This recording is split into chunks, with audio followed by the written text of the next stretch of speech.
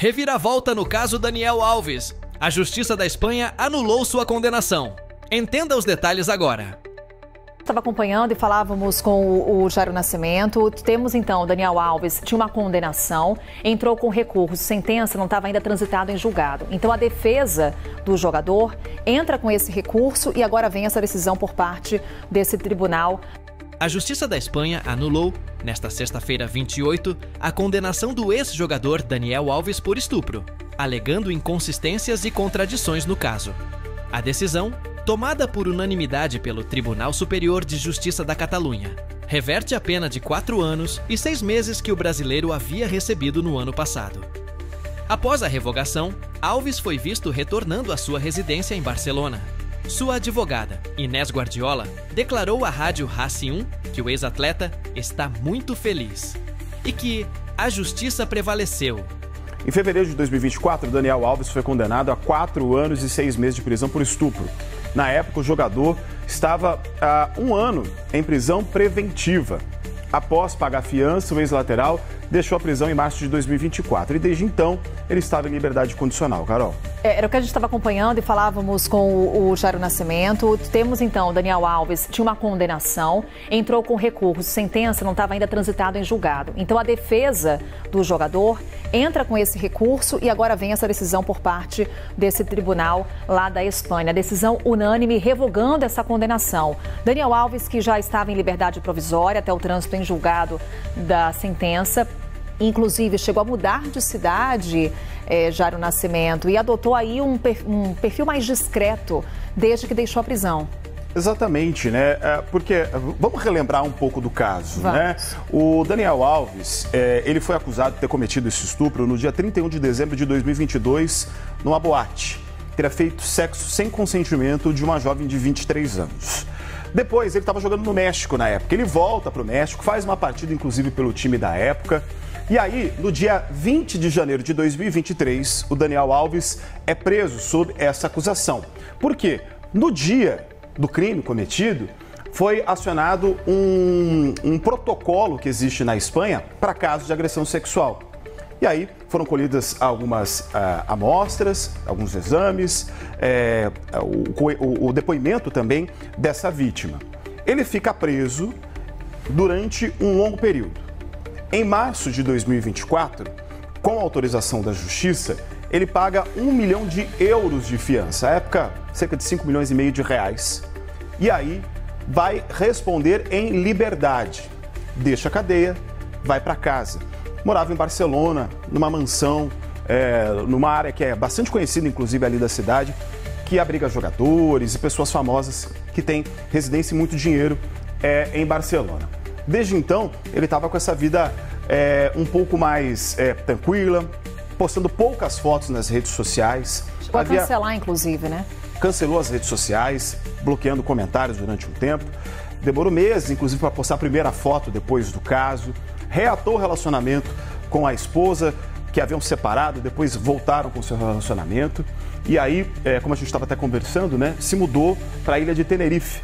Fica já quase que ali no continente africano, né, perto do Saara Ocidental, que é um conjunto de ilhas que pertencem à Espanha. Por que é importante a gente trazer essa explicação da questão da geografia? Porque, segundo a sua sentença, ele não poderia deixar o território espanhol. Se o Daniel Alves quisesse vir para o Brasil durante esse período da resposta em liberdade, ele não poderia fazê-lo. Foi um dos acordos para que ele pudesse pagar a fiança. Então, ele ainda continua em território espanhol. Lembrando que ele estava em liberdade provisória. Teve o pagamento dessa fiança, como o Jairo Nascimento coloca pra gente, o valor de 1 bilhão de euros, na época o equivalente a cerca de 5 milhões e meio de reais. E então, Daniel Alves deixa a prisão, apesar da condenação por agressão sexual. Mas como a sentença não tinha ainda transitado em julgado, a defesa de Daniel Alves ingressou com um recurso. A gente fala aqui em liberdade provisória, ele consegue deixar a cadeia, tinha que manter inclusive uma distância da vítima. E temos agora esse recurso apreciado por esse tribunal do país que decide, por unanimidade, agora revogar essa sentença de condenação por agressão sexual. Qual que é o argumento, qual que é a justificativa do tribunal para essa revogação, Jairo? Vamos dar uma analisada aqui nesse texto que foi divulgado para a gente. Só retomando, 4 anos e 6 meses de prisão foi a condenação inicial.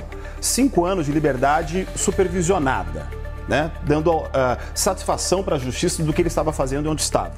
E aí 9 anos de afastamento da vítima, não poderia chegar perto.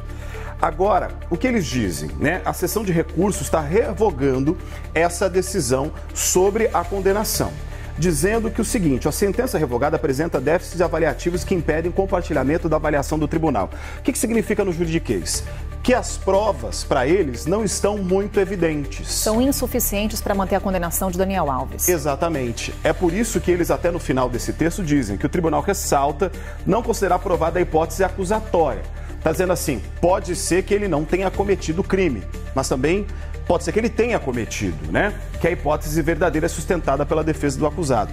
Então, está abrindo esse flanco para os dois lados, na possibilidade de que as provas são hipossuficientes, não são necessárias para darem sequência nesse processo, e por conta justamente das provas que estão no processo é que há a revogação dessa condenação do ex-jogador da Seleção Brasileira. Ainda já teve alguma repercussão, Jairo, no meio esportivo, e o próprio Daniel Alves já se manifestou? Por enquanto ainda não. A gente está aguardando uma manifestação, seja por meio inclusive da própria defesa do Daniel Alves ou dos outros jogadores. O que é importante a gente destacar, até é interessante você perguntar isso, que sobre a questão do Daniel Alves, houve um silêncio absoluto no meio esportivo. A maior parte das pessoas se recusaram a falar, salvo a exceção de poucos e parcos exemplos. Os jogadores, aqueles que atuavam, por exemplo, com ele na época da Seleção Brasileira ou durante muitos anos no Barcelona, ficaram calados, não se manifestaram. Salvo exceção à época, sobre quem teria emprestado o dinheiro para ele pagar a fiança. E aí, o pai do jogador, o Neymar pai, assumiu, não, fiz um favor a um amigo e por isso emprestei o dinheiro. Mas não justificou mais do que isso. Bem, a gente, claro, acompanha agora a repercussão, se a defesa de Daniel Alves vai se manifestar. Também aguardamos a possibilidade de recursos serem apresentados, Jairo? Existe a possibilidade, principalmente por parte da defesa da vítima e também do Ministério Público. Ambos haviam pedido a condenação de Daniel Alves, foram favoráveis à condenação. A gente lembra, inclusive, que a defesa havia pedido um período muito maior de prisão para ele, mas o que não foi acatado pela Justiça Espanhola. E essa foi a decisão que mudou tudo no caso Daniel Alves. Seguiremos acompanhando os desdobramentos e qualquer novidade traremos aqui para você. Não esqueça de curtir, compartilhar e se inscrever para mais atualizações.